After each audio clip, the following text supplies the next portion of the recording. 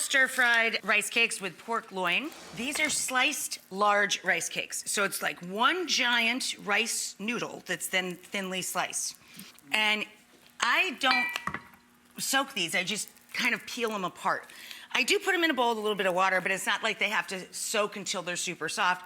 You just gently want to separate them. So this is a quick stir fry that's made with pork loin.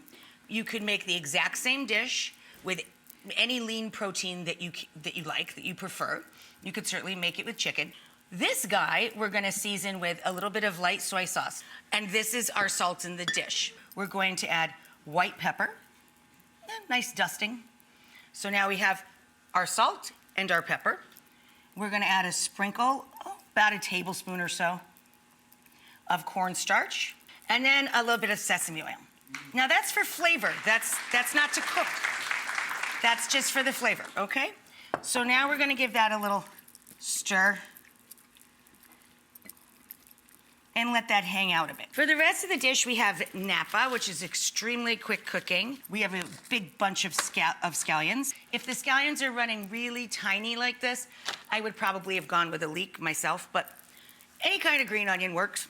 And then about 12 ounces, or a package, they have them prepackaged at the H Mart, of shiitake tops. So I take a few cloves of garlic, big fat cloves of garlic, and grate them or chop them or just crush them with your knife is fine into little pieces. And I take a couple inches of ginger root. Now, if I've got the leftover in the freezer, I would just grate the ginger as well because it grates up like ginger snow.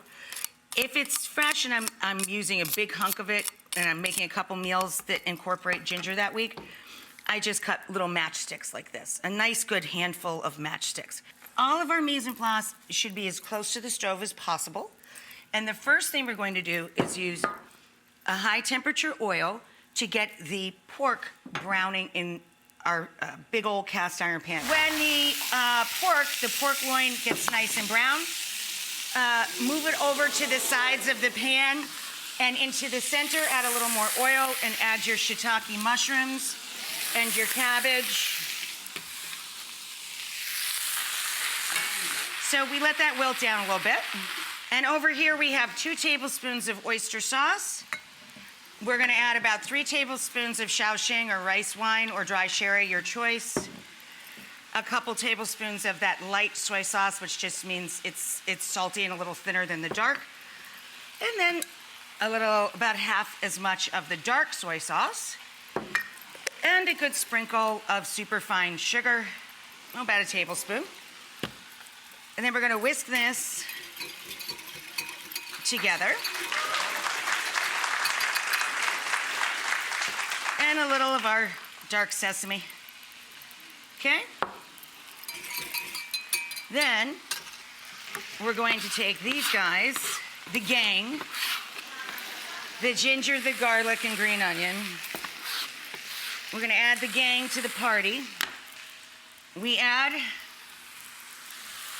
our rice cakes,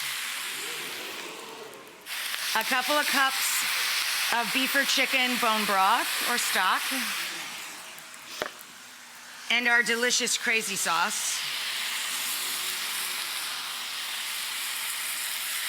Woo!